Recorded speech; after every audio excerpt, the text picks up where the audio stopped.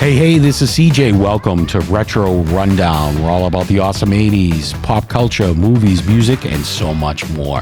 Tonight on the show, I have my very special friends, TC Restani and South Boston Jeff. So go grab a drink and come back right after this commercial because we're going to start the rundown.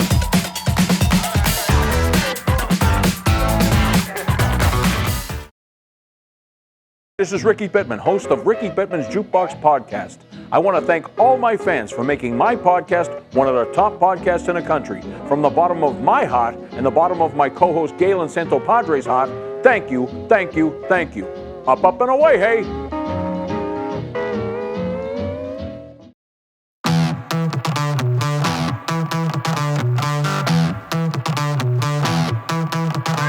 Hey, this is CJ and welcome to the Retro Rundown. Tonight I got TC Restani and South Boston Jeff with me. Hey, what's happening?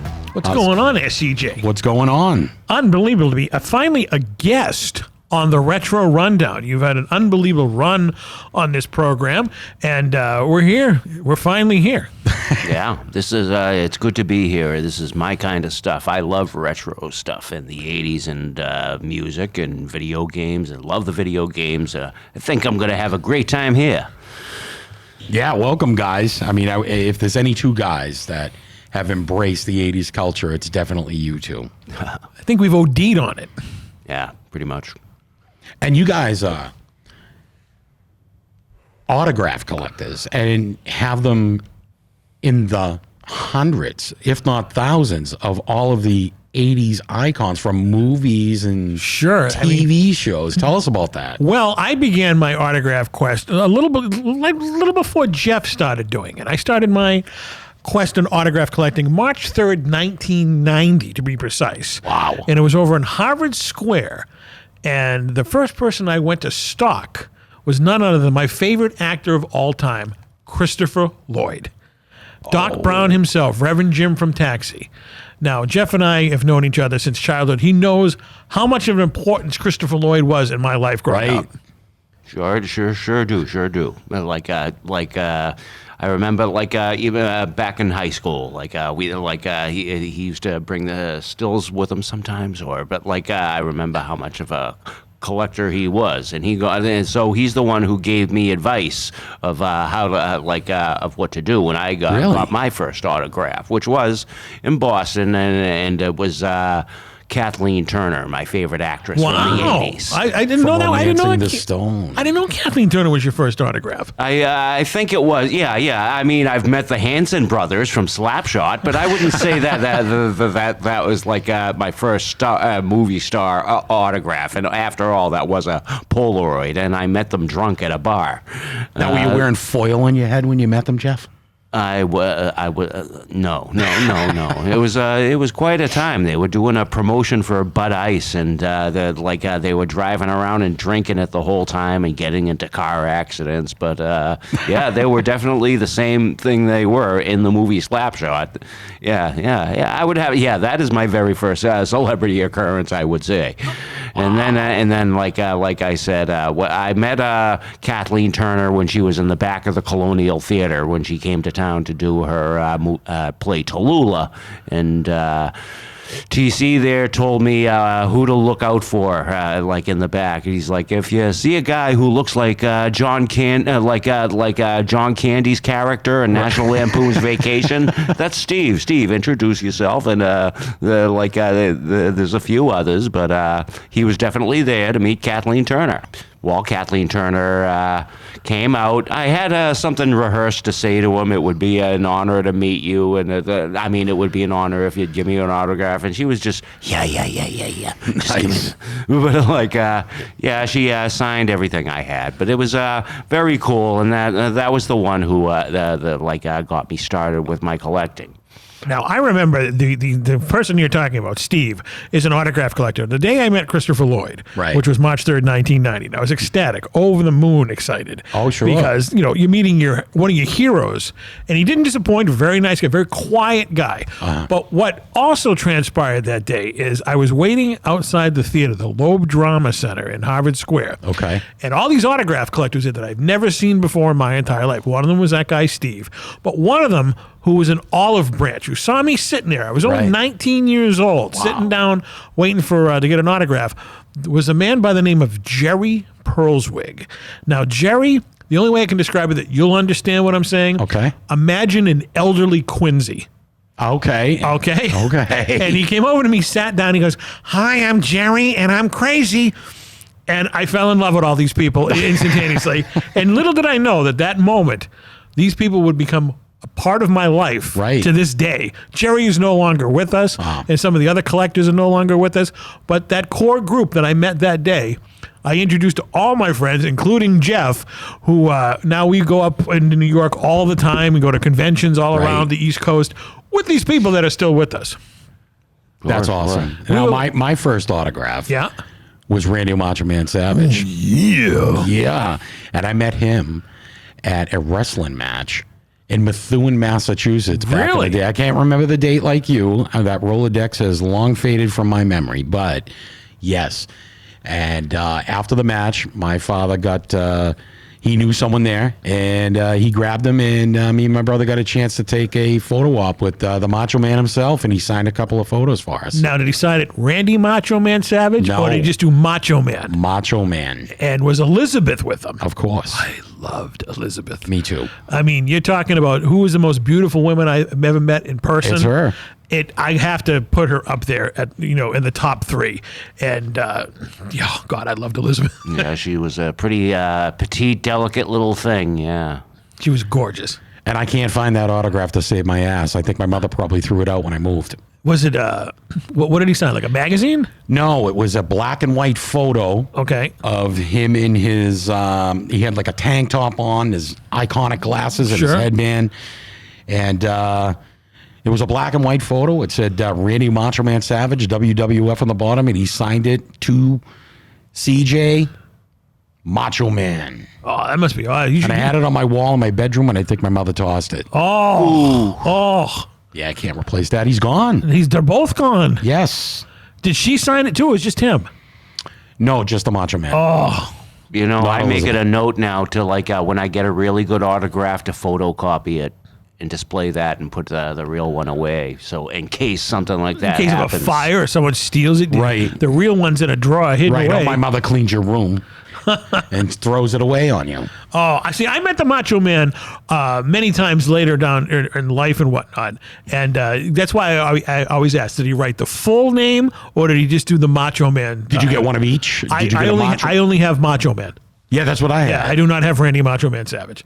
I mean, some of the collectors, like we just mentioned, Right. asked him to do that. He's like, yeah, usually don't, but and he did it. Oh, yeah, I guess I can do it for you. That's one time. But yeah, so wow, that's awesome. The Macho Man, he's one of my one of my personal heroes growing up as well. Yeah. So when I met him, he was a little strange. I'm not saying he wasn't. He was like really intense. You could feel the electricity out of this guy.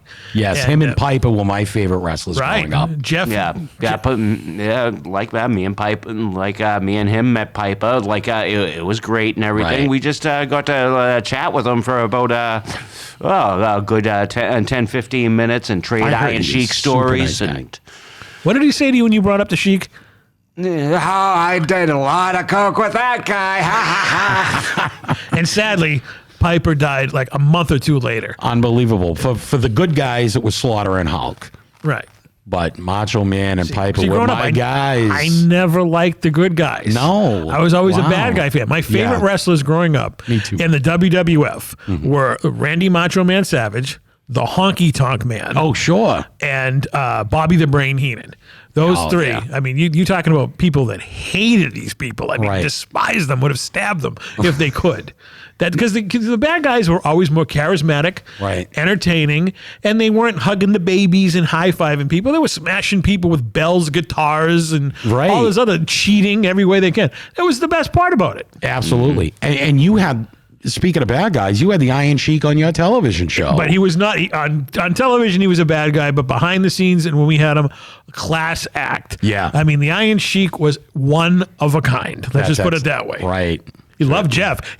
He's actually the one who gave Jeff his name. Really? SB South Boston Jeff. Where is that bastard? Where is that beautiful son of a bitch? Yeah, because as soon as I seen him and everything, I hooked him up with some weed. I was like, hey, can I bum one of your smokes here? And I took his pack of Camels. What is up, you don't have to take my cigarettes? Oh, okay, bless you, brother, bless you.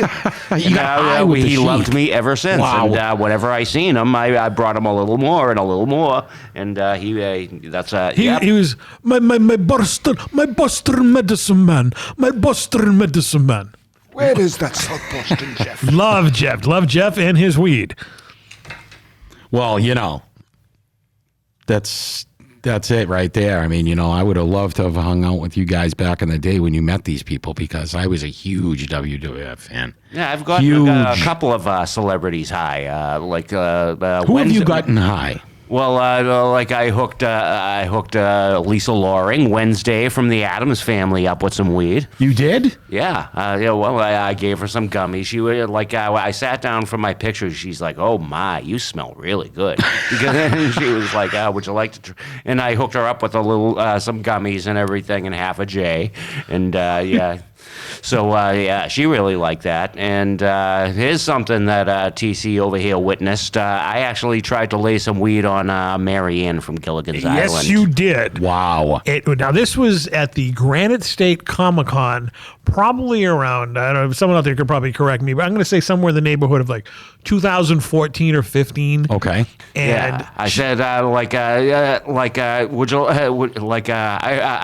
I heard that you love to smoke and everything. Could I please give you some weed and everything to make up for all the times you've turned me on when I was growing up? And she was, I was a ginger guy. Yeah. And, so was I growing up and everything. I wasn't going to tell her that. But later on and everything, you meet, I've never met. She's one of the only ones in that cast I never met was Tina Louise. Louise. Yeah, Tina Louise. But, she was like, I really appreciate it, but I can't do that. I don't want to sit around at this convention all day and be like, well, she also didn't want to be on TMZ either. Yeah, That's true. That's what she said. She goes, if there's no TMZ or cell phone cameras, I probably would be down in the parking lot getting stoned with you right now. But that's the God's honest truth. I was there. I took the picture. Jeff I believe actually asked Dawn Wells, Mary Ann from Gilligan's Island, if she wanted to get high with him. Incredible. And it almost happened. Oh. But getting back to Lisa Loring, she recently passed away in the last year, right? Yeah. Now, did you have your hat on when you met Lisa Loring? Tell CJ the story about your scally cap and people who mysteriously die celebrity-wise when you don't wear it. Oh, I need to hear this story. Is this like a poltergeist story? It's they're let's say I'm wearing my hat.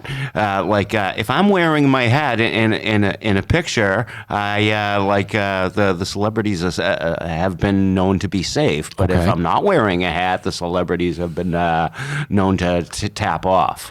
Oh shit! James Gandolfini, you didn't have the hat on with him. No. Oh.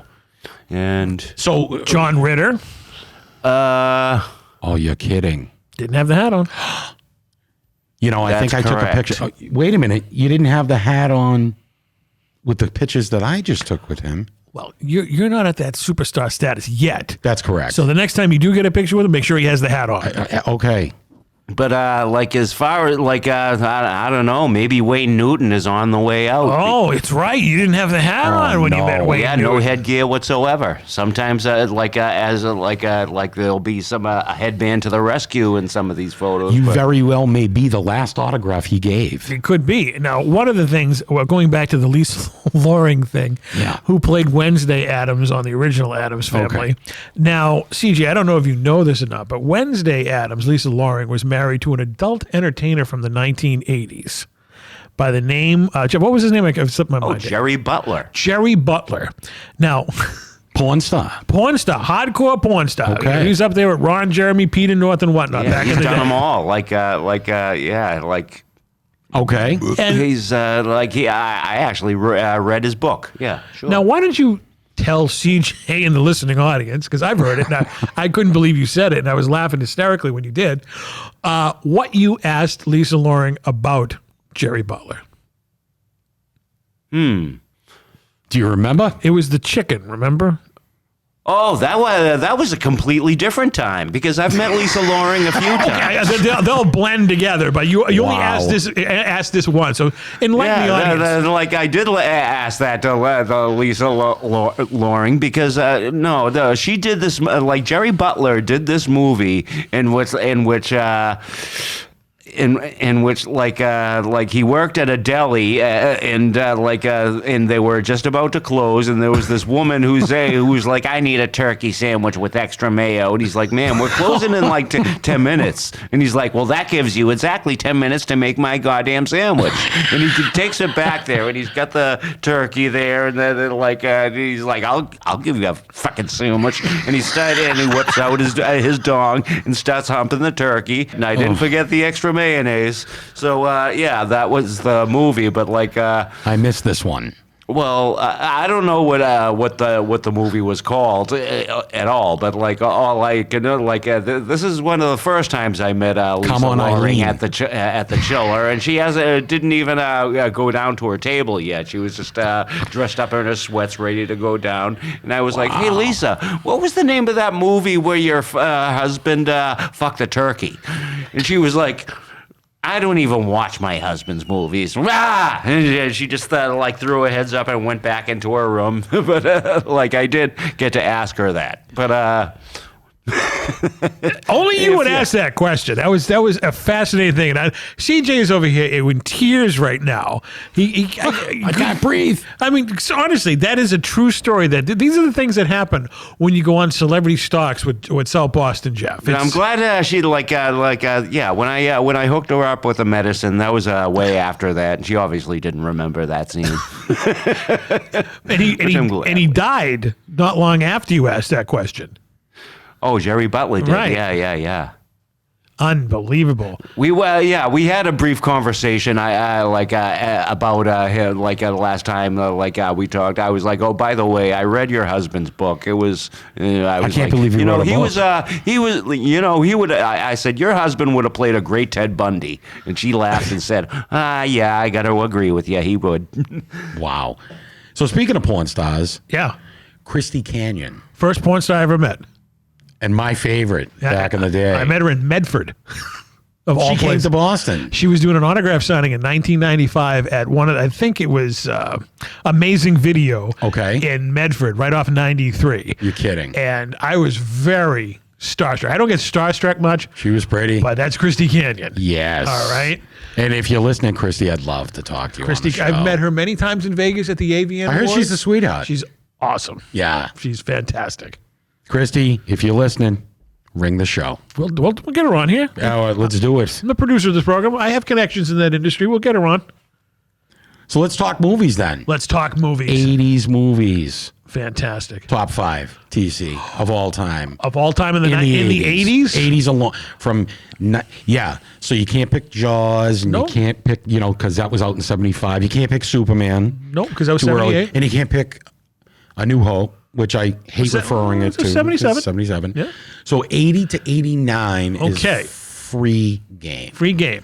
Now, when I pick a movie, if it's in a franchise, that means the entire franchise. That's That's my fine. opinion, okay? You can do that. Okay. So obviously the number one movie on my list of favorite movies of the 1980s was Back to the Future 2. Okay. I love Back to the Future 1 is unbelievable and it Right. made my whole world. But Back to the Future 2 is my favorite of the trilogy. Okay. How come? Because it's like you're inside a time travel pinball machine. It's 3 movies in one. You go to the future. Right. You go back to the movie, the original movie from a different point of view. You do, And yeah. you have the alternate 1985 where Biff owns everything. Biff-erific. Yeah. So it's kind of 3 movies in one movie. So Right. I'm going to put that as number 1. Okay. All right.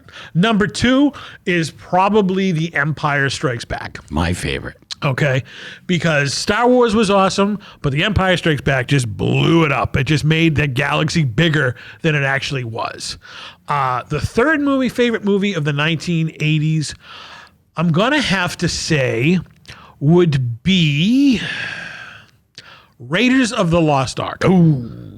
Raiders of the Lost Ark is my favorite Indiana Jones movie and my favorite Steven Spielberg movie of all time. Wow, I would agree with you. It trumps Jaws, Close Encounters. Raiders of the Lost Ark was that perfect movie.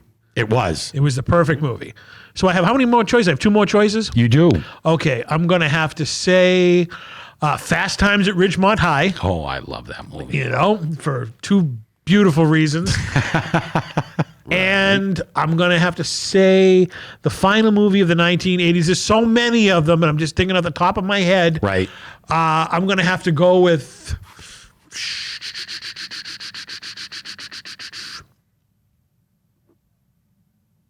It's tough. It is tough. I'm going through every year in my head right now. That's all right. I'm gonna, for different reasons, I'm gonna have to say, the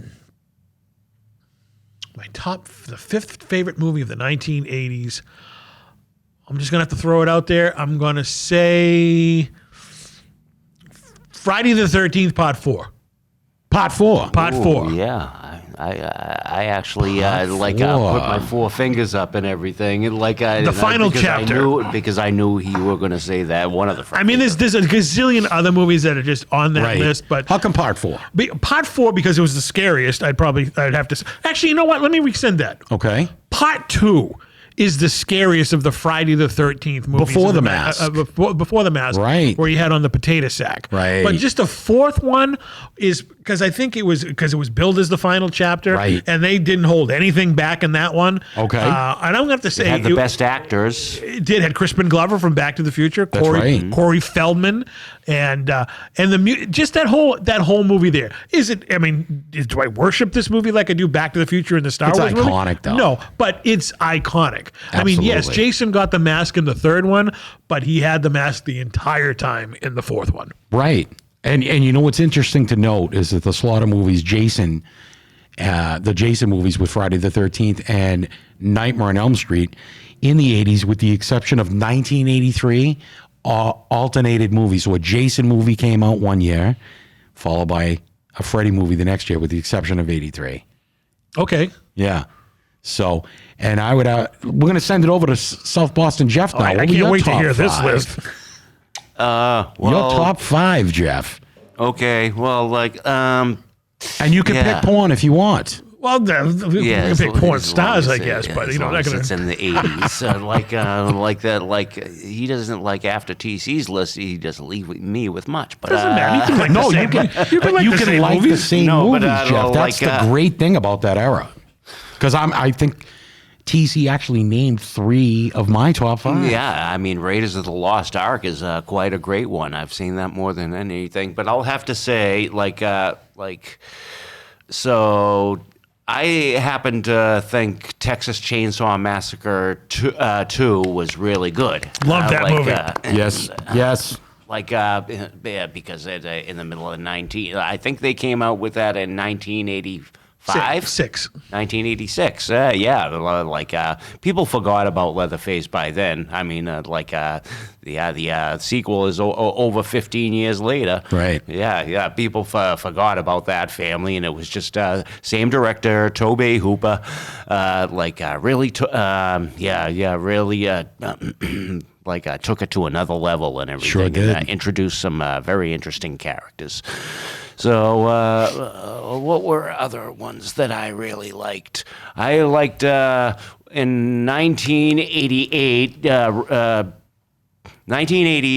Bobcat Goldthwait came out with this one called Shakes the Clown. It was it was him, and he played an alcoholic clown. I've never heard of this movie. Is that the Yes. one What? Bobcat directed, right? Yes, Bobcat Goldthwait starred and directed in this movie, and he plays an alcoholic clown that gets framed for murder. Wasn't Mrs. Brady in that? Yeah, Mrs. Brady was in the opening scene. Florence I just Henderson. can't do anything with this. It was fantastic, and even Robin Williams, a good friend of Wow.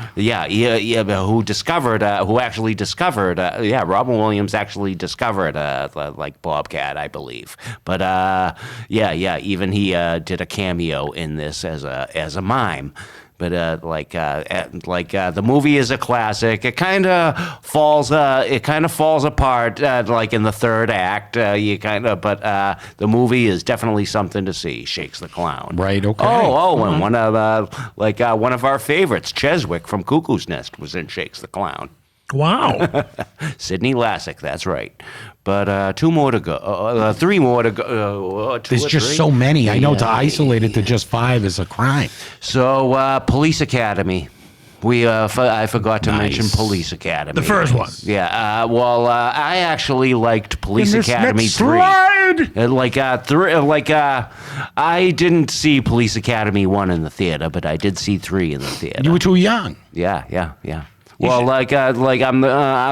me and TZ are close to the same age, but his father got him in. No, my grandfather, Wow. of all people. You got to see Police Academy? My grandfather didn't care about restrictions or anything like that. Okay. And he took me and a bunch of the kids in the neighborhood to go see. He goes, oh, look, this is a comedy from the guy who created WKRP. Right. So he took us to see it. We were, it came out in 84, so we were 13 years old. So we weren't too stupid about the world. Right. So we knew what was going on when he was getting a Hummer from the hooker. Oh, you must have shit when that come up. The whole theater was in tears because it was just that funny. Yes. Can you imagine if a grandfather took their 13-year-old grandson to a rated R movie today? He'd be in jail. Yeah, it's kind of crazy. But it was Police Academy. But it was Police Academy, right.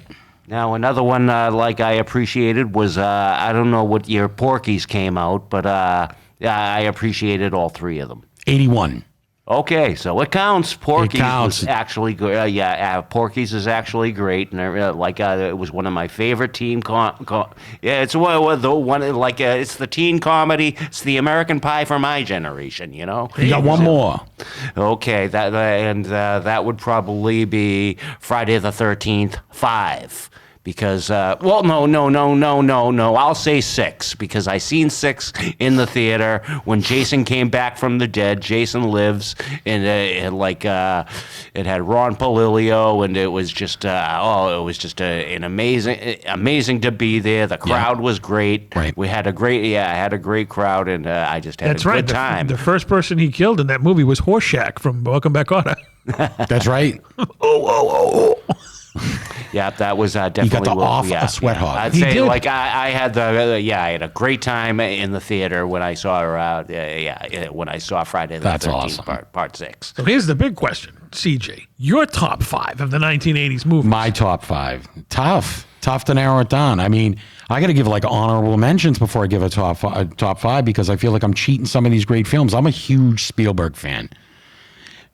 So, but I mean, films like Poltergeist, E.T. E.T. broke me as a kid when I was in, Top Gun. But number 1, Star Wars: The Empire Strikes Back. Episode 5. Absolutely.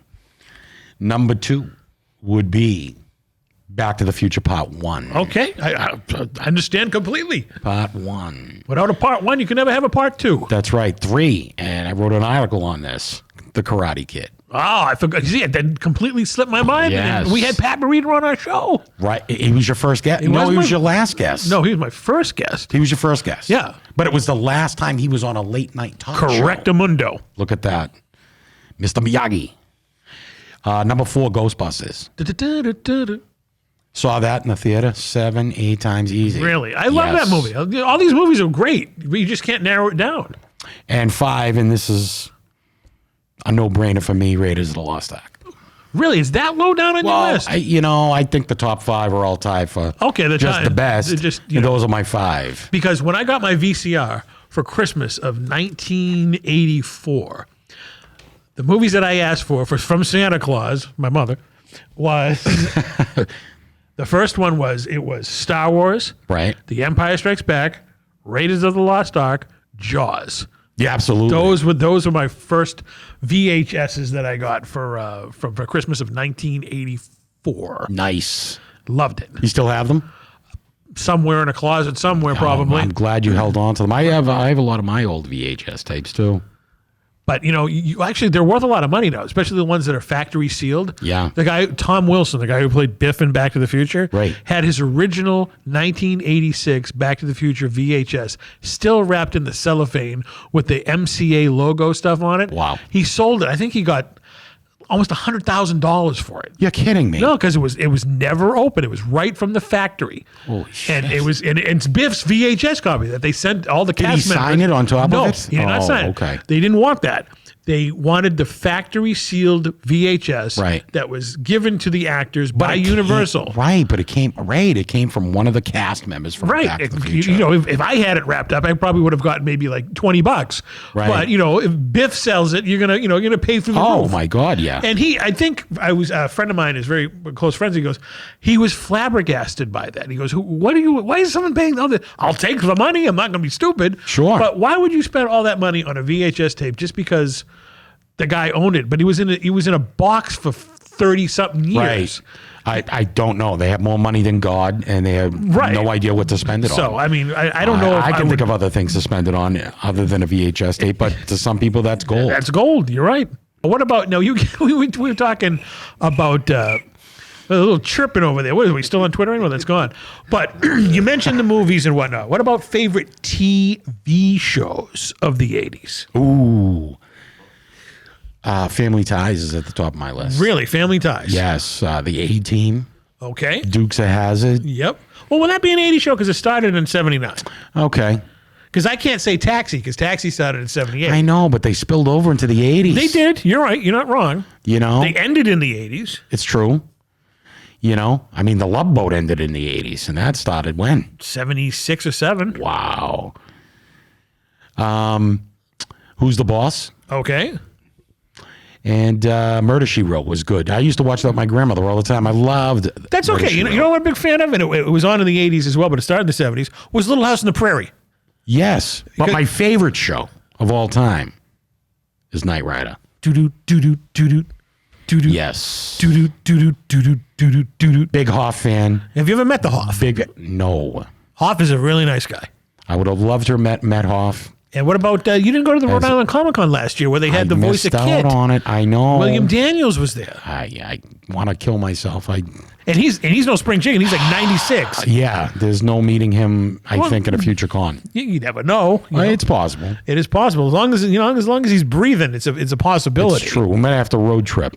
Well, we can just knock on his door and say, listen, Dr. Mark Craig from St. Elsewhere, Good evening, Michael. Michael. Sorry. So you had your Family Ties. You had Who's the Boss? Yeah. And what was the other one you said? I said, Who's the Boss? Family Ties, A-Team. The A-Team. Yeah. Knight Rider. Knight Rider, yeah. And, geez, there's just so many great shows back then. And they all had great opening songs. That's too. That's what's missing in TV shows today. There are no TV shows today. No, I don't watch TV. But back in the day, Yeah. you could sing. Jeff right now is probably a savant. We could probably give him a TV show, Right. And that had lyrics to it. And he could probably sing it. So go ahead, let's see. Try it. Pick a song for Jeff and see if he remembers the theme song. You mean like from one of the shows? Any of the show. Any TV Do you show. know okay. I mean, Who's the Boss? Wasn't that? There's a time for love and a time for living. The choice is up to you, my friend. A brand new life is something we're given. Brand new life for you, my friend. There were times I lost a dream or two. Wow. At the end, I found something with you. He got it. He got the whole thing. See, just there you go. I about. told you. And we didn't plan it. We didn't plan anything. But yeah, it popped into my head. Excellent. Well, pick another one. Let's see if we can. We'll do TV tune karaoke for the rest of the program. Pick one more. Well, can you recite the opening to the A-Team? Well, it's no, I can't. Okay. Like I wasn't a big fan, and I just started to watch the A-Team movie today and everything. The A-Team kind of All caught right. on Well, late then my for me. favorite show, my favorite sitcom drama, Family Ties with Michael J. Fox. I I bet we've been together for a million years. Johnny Mathis and Denise Williams. And I bet we'll be together for a million more. And if my wife's listening, she knows that's my ringtone for her when she calls me. Oh, it's like I started breathing on the night we kissed, and I can't remember what I ever did before. What will we do, 80s baby? karaoke right Without here on the Retro us? Rundown. What will we do, baby, without us? And there ain't no nothing, we can't love each other true. What will we do, baby, without us? Sha-la-la-la. Sit, Ubu, sit. Good dog. Ruff, ruff. Dun, dun, dun, dun, dun, dun, dun, dun, dun. Paramount. But the A-Team opening, everybody knows that, Jeff. How can you not know that? Right. Well, what he says at the beginning. Right, there was no lyrics to the song. It was dun, dun, dun, dun, dun, dun, dun. Da-da-da-da-da-da. Well, let's get Jeff started. Ready? All right.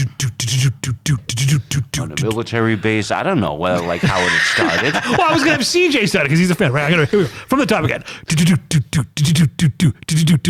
In 1972, a crack commando unit was sent to military prison for a crime they didn't commit. These men promptly escaped from a maximum security stockade to the Los Angeles underground. Today, still wanted by the government, they survive as soldiers of fortune.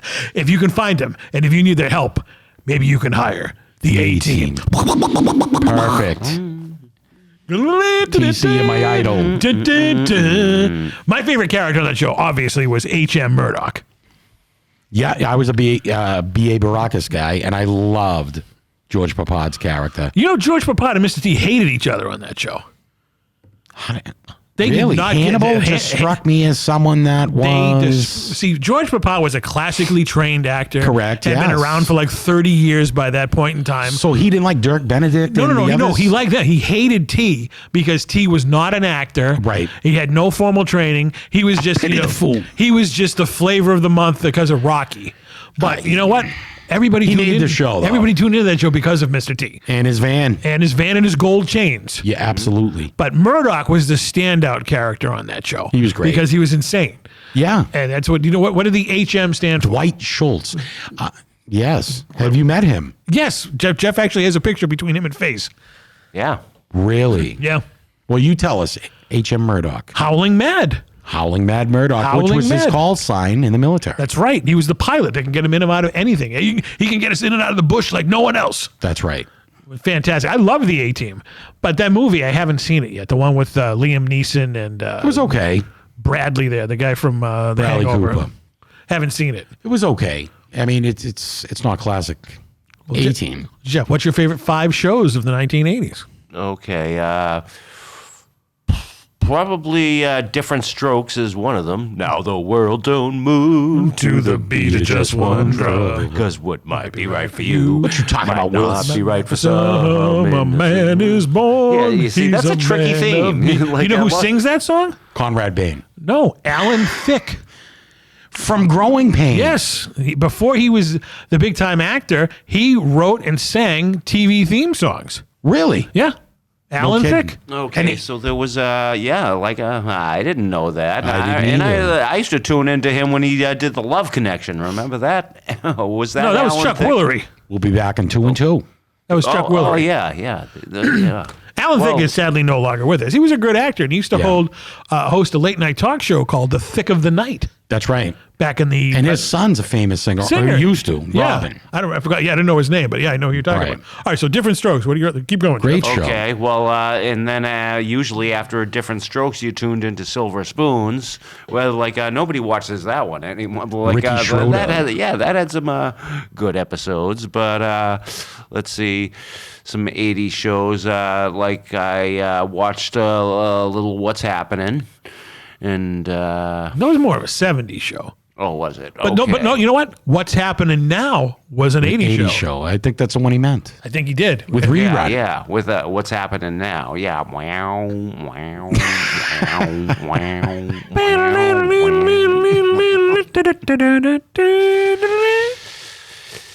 I mean, I had I can't say, I cannot say Happy Days, but that spilled over into the 80s too. But I'm gonna, what shows did I like to watch in the 80s? What was I tuning into? Like the movies, there's so many to Yeah, choose there's a from. ton.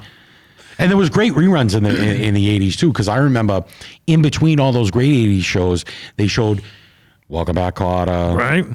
Bonnie Miller, yeah, all of those great. Now Hal Linden, you met him too? Sure, he's still kicking. Amazing. He's 90-something years old. Hal Linden is still kicking, yeah. wow. Okay, Night Court. Night Court. There Yeah, you Night go. Court was a great. Barry Anderson. I watched great the whole- opening theme. Yeah, Can you sing that one? Well, I could play it on the bass if we had a bass. Yeah, if we had a bass, that was one of the first. Like my brother played the bass and everything, and that was one of the songs that I could play. I could really get down with that boom bam. Excellent. All you need is a good thumb slapping. But okay, I love that show. like, The new Night Court was terrible. Didn't see it. Didn't see it. Yeah, I watched one episode, turned it off. Terrible. So do cartoons count? Sure, of course they do. Of course they do. Inspector Gadget. Inspector Gadget. Yeah, that was like the strictly his 80s and niece everything. Penny. You used to love it. So those are your top 5 right there. Yeah. All right, so I That's guess fair though. I mean, I was still watching G.I. Joe back then. that's true. So I have to pick my top 5 of TV Top shows. 5 TC. Okay. I'm going to have to say my favorite show of the 1980s that didn't spill over from the 70s is Star Trek The Next Generation. Oh. All right. Iconic. All right. Star Trek The Next Generation. Make it so. 1988 or 87. 87. It was September of 87. The Fall Guy. Ooh, Lee With Lee Majors. Majors. Well, I'm not the kind to kiss and tell, but I've been seen with Farrah. I'm going to have to go with... I did enjoy Night Court a lot. I saw it where I used to watch it with my grandparents and whatnot. And then when it became in syndication, I watched it more and more. Okay, another show that I loved because I loved one of the girls on the show was the spinoff of Growing Pains. It was a show called Just the 10 of Us. Remember the coach that was on Growing Pains, Coach Lubbock? I remember They that. gave him his own show where he moved to California and he had 10, he had like 7 or 8 kids. Right. And he had most of his, there was 4 adult daughters on the show. They were, when I say adults, they were like late teenagers. Right. And the actress who played Cindy Lubbock on the show was a girl by the name of Jamie Luner. And she was a redhead that was stacked. All right. Well, okay. Was that the same girl that was in Give Me a Break? No. Give me totally different. Okay. She went on to do, I think she was on 90210 or Melrose Place, and then she was on some show called Savannah. Okay. But in 1988 to 1991, this show was on. And I had such a thing for her. She was gorgeous. She was, oh my God. Years later, me and Jeff are at a Chiller Theater, the Comic-Con in New Jersey. It was 2008 or 9. Okay. And she was there signing autographs. And she was shit-faced. Yeah.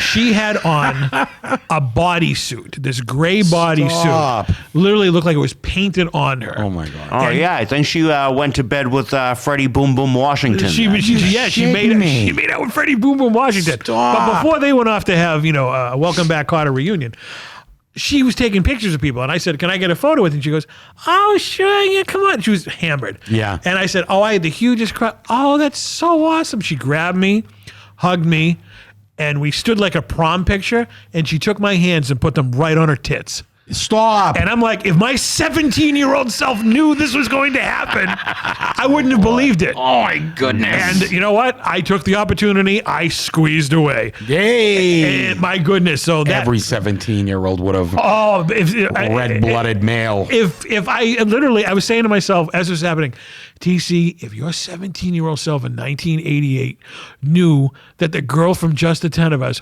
grabbed your hands Unbelievable. and made... It's a dream. Are you sure this was not a No, dream? Jeff was there. He was... Oh, no, I witnessed This happened? it. I witnessed that. He witnessed Wow. that. Oh, my God. It was like, you know what?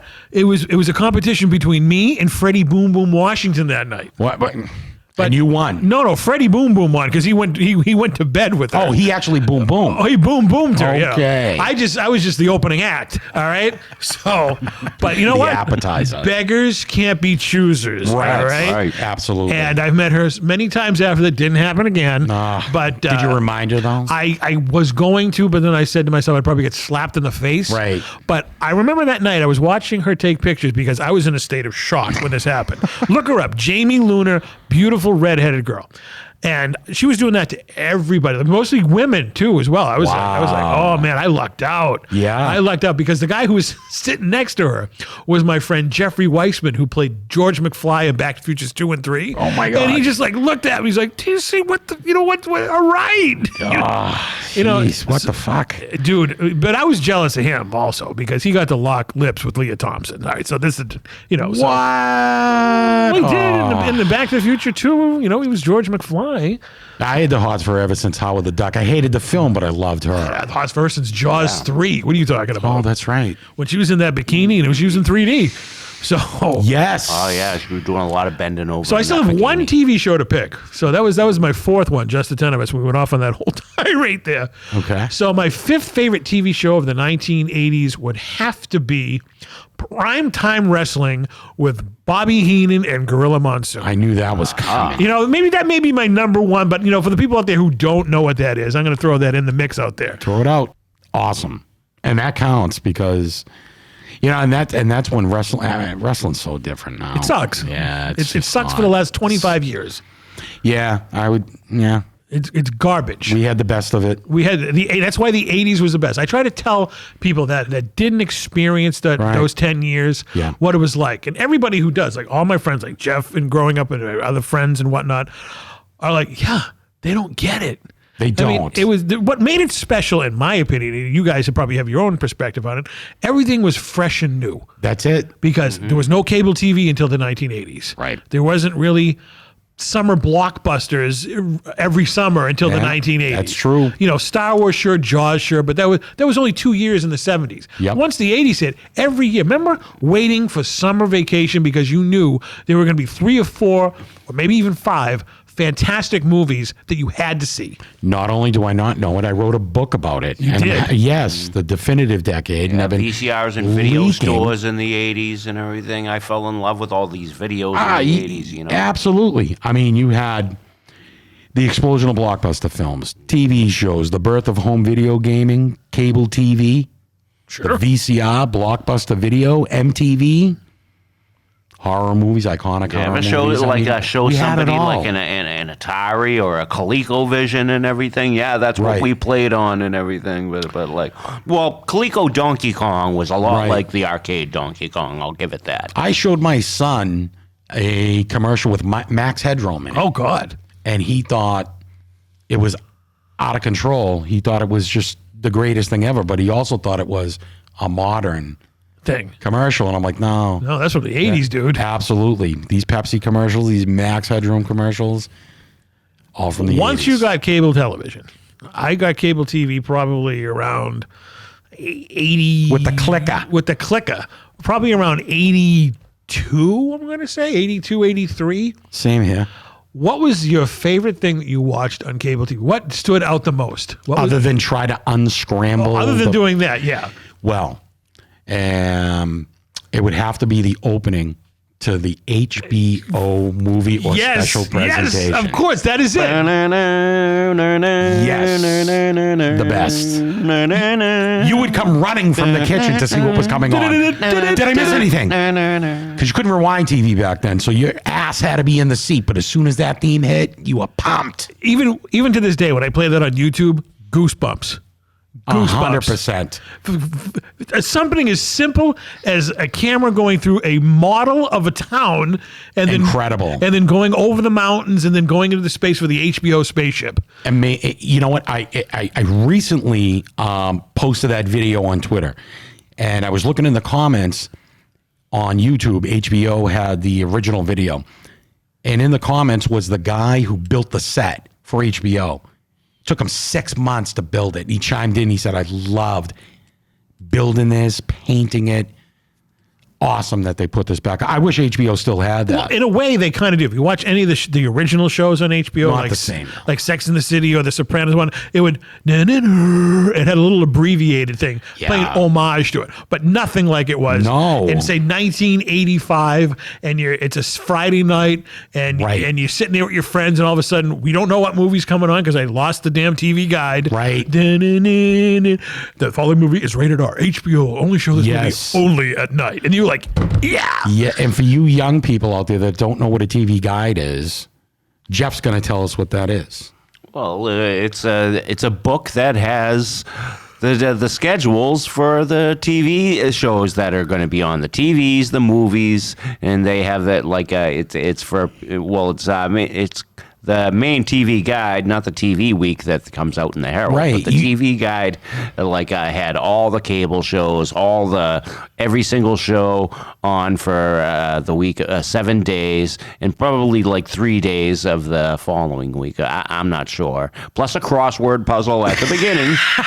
You're shitting me. People actually had to read what was coming on TV that night. Well, there was that, but also was the great thing when your cable bill came every month. Ouch. You would get that little booklet. It was kind of like the one that you got in Star Wars toys of all the different toys. I remember that, and it had the cable guide in there of HBO. As if you subscribed to HBO, I had Continental Cablevision. You would have this thing, and it had Raiders of the Lost Ark would be on Wednesday, Thursday, and Sunday. It was the HBO guide. Right. Yes, that thing was awesome. It was. I wish I held on to them. They always had the great pictures in there, and it was great. Brief description of the movies, color. And the other thing on cable TV that everybody did from 1981 until 1987, at least in my world, was at the top of the hour.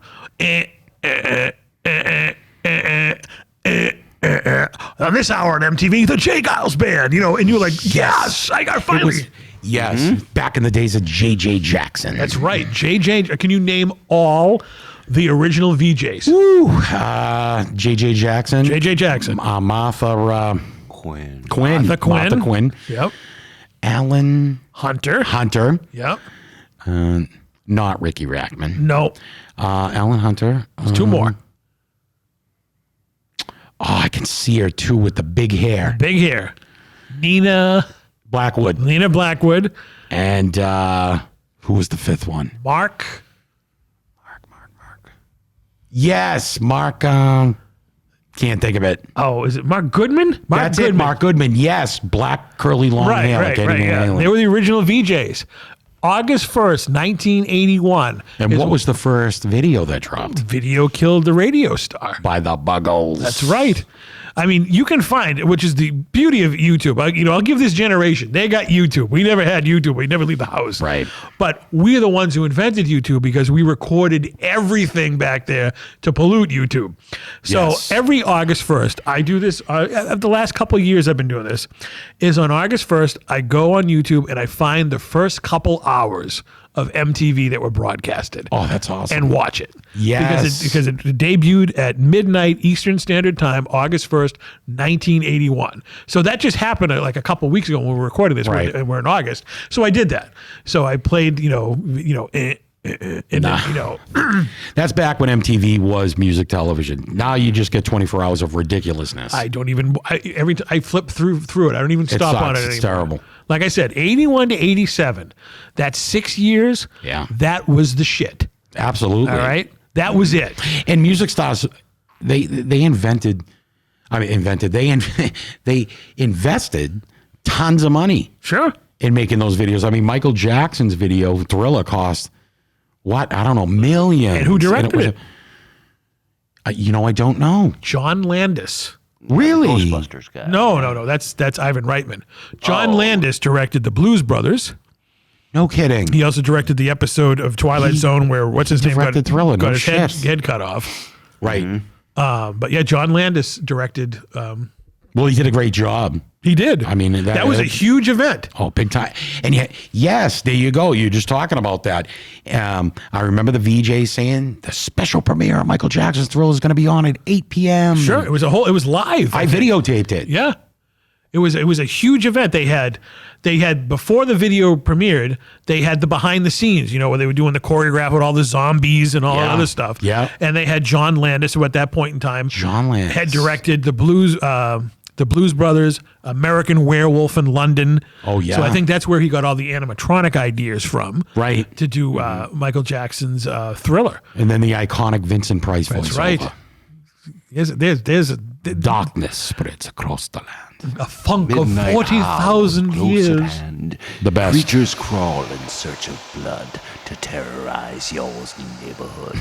And whosoever be found without the soul for getting down, the standard face the hounds of hell and rot inside a corpse's shell. I don't know how it goes in order. What do you mean? You got it down? It's perfect. Yeah. The Excellent. grisly stench of is in the air, the funk of 40,000 years. And every grisly ghoul from every tomb to terrorize your neighborhoods, or whatever he said. Good stuff. I think that movie was what brought Vincent Price back to life, because after that he did Edward Scissorhands and Tim Burton worshiped the guy. He did, yeah. And they actually re-released, I think not long after that or a little before, the 1950s movie House of Wax with Vincent Price. Right. So, and that was released in 3D. Iconic Vincent Price. Don't you think? And I used to watch all those films on Channel 56, WLVI. LVI is part of When living. Which films? Like Yes. Vincent Price's Monster Club? Ever see that one? No. What is that? Oh, that's like a guy driving his car and everything, and his car breaks down by a cemetery, and it starts to rain, and the guy runs down and he hides in a chapel, but the chapel has an elevator in it, and so the elevator goes down, and the door opens, and there's this nightclub of all these ghouls dancing around, and Vincent Price works there, and Of course he does. And there are 3 stories that he tells. It's one of those anthology movies, but it's called Vincent Price's Monster Club. Nice. But Kind of like a Twilight Zone, Vincent yes, Price but, style. Now here's a question I'm going to ask for you, CJ, and Jeff, and I'll probably answer it myself. Who from the 1980s that you haven't met you want to meet? I'll defer to Jeff first. I've always wanted to meet Peter Boyle. Peter Boyle. Wow. Young Frankenstein. Yeah. What was he? What did he do in the 1980s, Jeff? Other than the Dream Team with Michael Keaton and Christopher Lloyd. That's not a very that's not he's more from the 70s and everything. I like Great actor. Yeah. But he didn't actually do anything during the 80s, did he? Not that I can think of. Just the Dream Team. Just the Dream Team and possibly Young Friend. But let's see, that we've never met during the 80s. Well, I would have to say Robert Reed.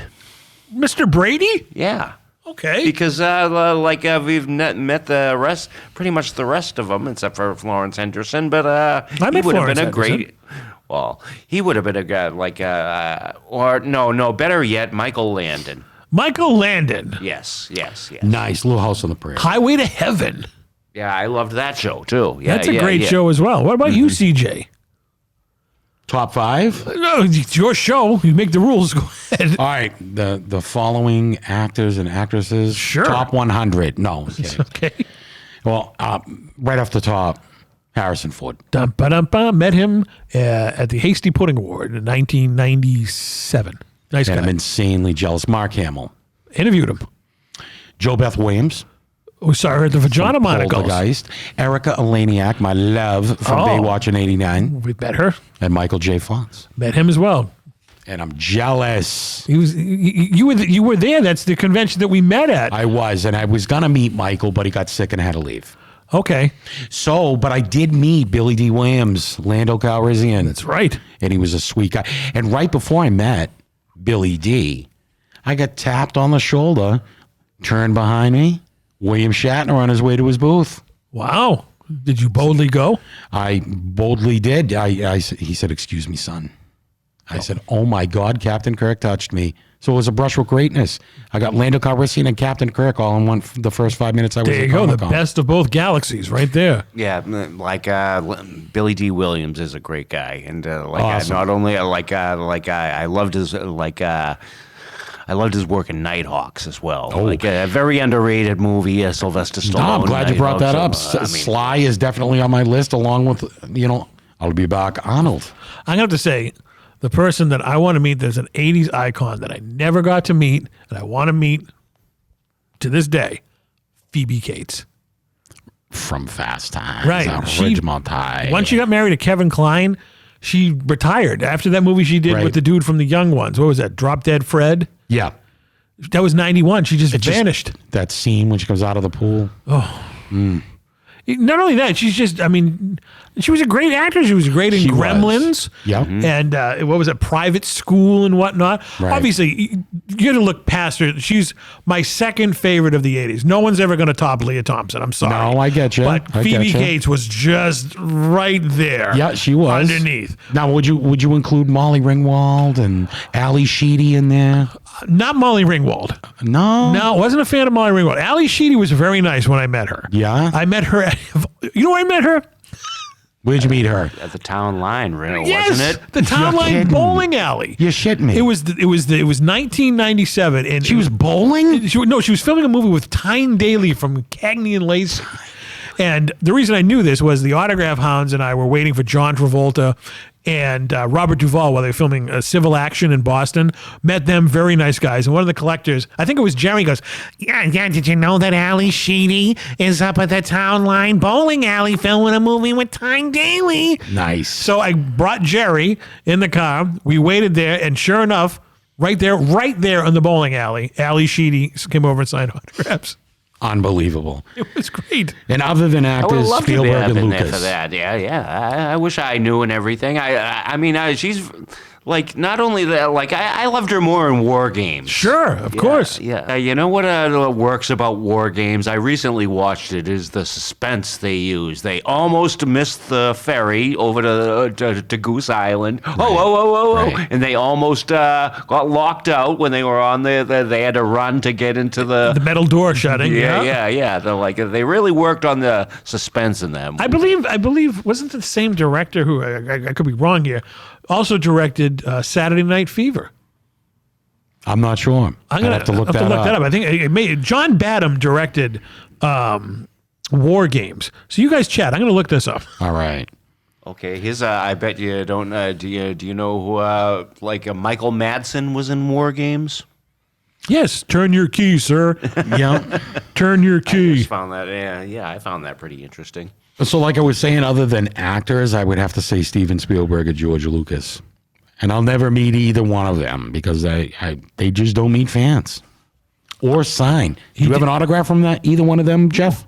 No, the closest I got to that was we got the signature from John Williams, the music, the composer. And, So John Badham did direct Saturday Night Fever, War Games, Blue Thunder, Short Circuit, and one of my favorite Richard Dreyfuss movies that's very underrated, Stakeout with Emilio Estevez. Man, I was just going to say Richard Dreyfuss, yes. But getting to your question, George Lucas and Steven Spielberg? Yes. I have an 8x10 signed by both. And I hate you. Okay, you know what? I'll will it to you. And the story that how I got that was Steven Spielberg was, and you'll love it.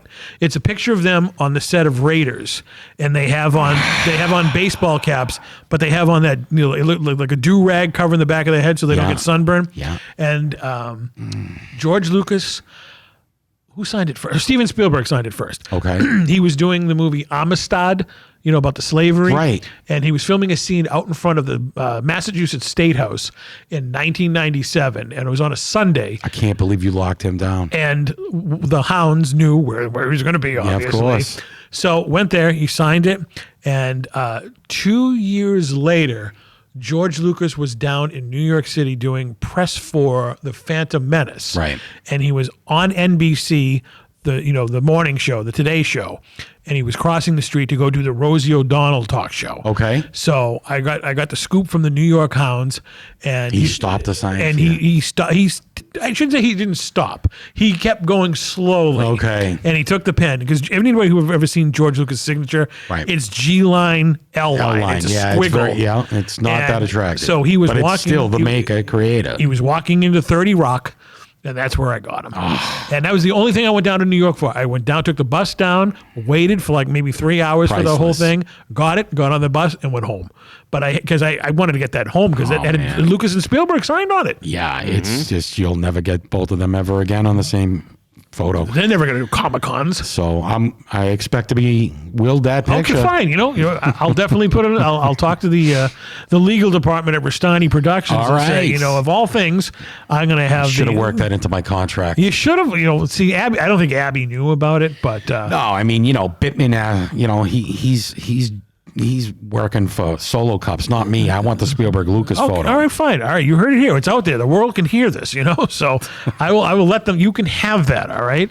When I'm no longer on this mortal coil and whatnot, you can have. We my, want you around, TC. Fine, It's all right. whatever, I'll just but- go over and worship it from afar. But you know what? I will make that happen if you want to meet Spielberg and Lucas. We will make that happen. I want to make that happen. I mean, I'd die a happy man. because they're getting up there in age. You got to remember when I did this. This is Yeah, like they are. 25 years ago. So they were only in their late 50s then, maybe. So, And speaking of Spielberg, speaking of Spielberg, and I talked to Jeff earlier about this, and he's going to chime in on this. Did you see the new Indiana Jones film? yes, The Dial of Destiny. Did you like it? I enjoyed it. Okay. I enjoyed it. I'll have to give it a second run. Well, it's gone from the theaters now. Right. It's going to be coming on video When soon. it's on Disney Plus, I'll watch it again. Okay. My only gripe with that movie was it was too long. Too long. They could have chopped out some of that midsection, you know, when he was scuba diving and whatnot. Oh, yeah. Well, they totally robbed Antonio Banderas of a... He was in it for like 3 minutes. all but 3 minutes. I mean, they could have chopped that out. But, you know, as a swan song, I thought it was good. Yeah. But what's insulting is no one cared about it anymore. The movie made nothing. That broke my heart. It flopped. It was a major flop at the box office, which is sad because our generation is still kicking and love this stuff. Right. But we're not going to go see it 10 times like we did when we were 15. Right, All right. So, and then today's generation could care less about Indiana Jones. To them, he's an old guy. He is an old guy. He's 81 years old. Yeah. But, you know, I enjoyed it. I think it missed Spielberg being in the director's chair. Yeah. I mean, there's little Spielberg magic dust that was kind of missing from it. I agree. And they put George Lucas as executive producer just as a courtesy. Yeah. He didn't have any involvement in it. No. So, you know, much. looking back on it, I kind of enjoyed Kingdom of the Crystal Skulls more than The Dial of Destiny. Wow. And I mean, that movie got shit on.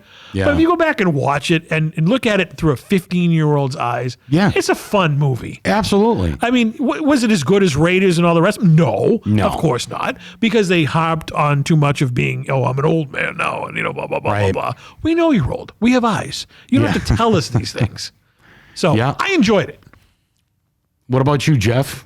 I liked the new one very much. I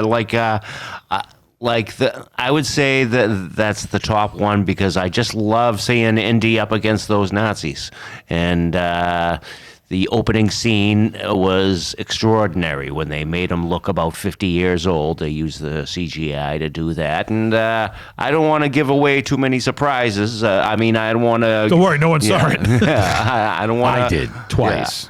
Yeah, so we but all in all, I thought it was like a very interesting plot, and I loved the scene when he was driving when he was riding a horse through the New York subway system. Yes. I mean, it was very it was just as it was action packed, and it was one of my favorite ones. I would say it's my third favorite. Really? Yeah. What would be do them in order? Which one? I'm curious.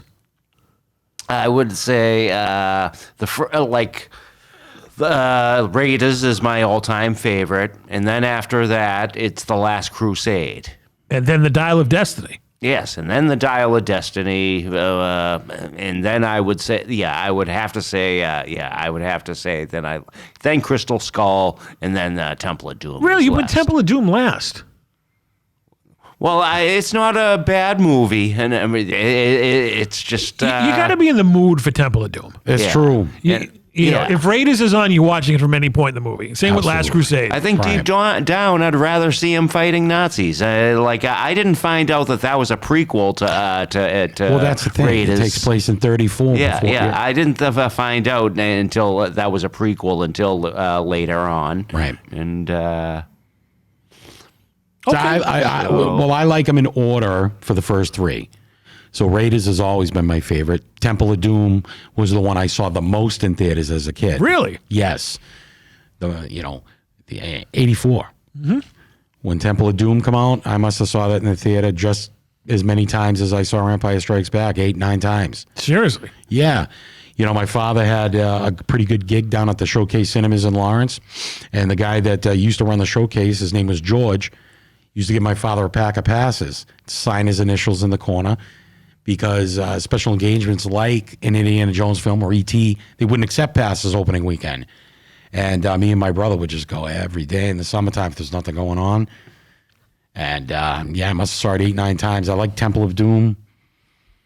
Right underneath Raiders of the Lost Ark. Just loved it. And loved it as a kid. And from a nostalgic point of view, it just always resonated with me. It was a fun movie. Love Last Crusade. I mean, the iconic Sean Connery. But I put Dial of Destiny fourth, and I do put Crystal Skull fifth. Okay, I may change that once I watch it again. You saw it twice. Yeah. I only saw it one time. It was a good tip of the hat, Lindy's Indy's curtain call, but definitely not a Spielberg-directed movie. No, and what they could have done, like what Jeff was talking about, the opening 35 minutes of that movie where he was de-aged was amazing. Why didn't they just make the whole movie like that? I don't know. They should have. I mean, that would have been, that would have been a hit. Incredible. Yeah, I think so. Yeah. And granted, it probably would have taken them 1,000,000 years to render all those special effects, but it would have paid off in the long run. I agree. And instead, people went and saw fucking Bobby. Come on, man. I'm not even going to, I like Margot Robbie as an actress. She's very good. Yeah. She's easy on the eyes. Go see The Wolf of Wall Street. But I'm not going to go sit in a movie about Barbie. No, that's ridiculous. When it comes on HBO, I'll watch it just to say, okay. What did you see what that made at the box office? Almost $2 billion. Something. $2 billion. You got to be shitting me. So you know what's going to happen? There'll be Barbie 2 Electric Boogaloo coming down the line. Probably. Now, you just said you saw The Empire Strikes Back like 8 or 9 times in the theater. Yeah, I did. So I can say that the movie that I saw the most in the movie theaters in the 1980s was Back to the Future. I went 13 weekends in a row, and it was awesome every time. Absolutely, and still is. Because kids are like, I don't know, how can you watch movies more than once? It's like, what are you, crazy? You find something, I can watch that movie right now, even though I've seen it a gazillion times, and find something new that I never saw before. Oh, it's filled with all kinds of things you miss. Not just Easter eggs, but like stuff in the background. Yeah. Like, hey, wow, look, that's the beauty of movies. Watch it in 4K. It's mind-blowing. Is it? Yes. Do you know there's a nipple slip in Back to the Future? No. From Leah Thompson?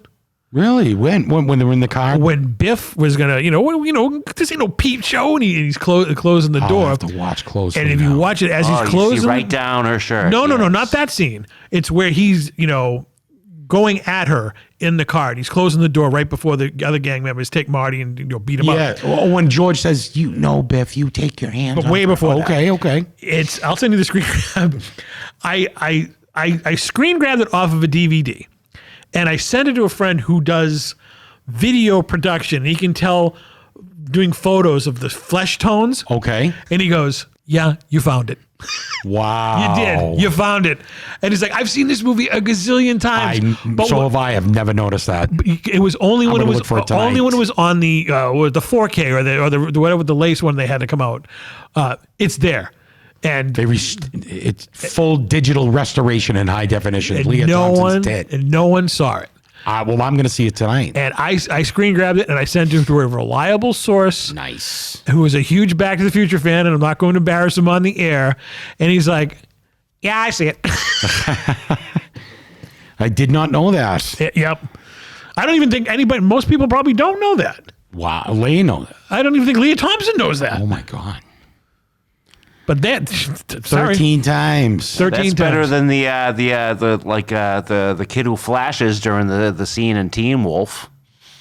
Oh, at the basketball game? Yeah, I've yet to see it, but don't you have to get an original video of Teen Wolf? Oh, I think you're right. I think you had to have taped it off of HBO or had an original VHS from 86 or 7, whenever it came out on VHS, to see that. And adjust the tracking so you could see it at just the right The tracking. You had to get those head cleaners in there and all that other stuff. Yeah. This has been a fascinating journey tonight, CJ. Unbelievable. The walk down nostalgia lane is always fun with you guys. I'm glad that you came on tonight. We're glad to be here. Ditto.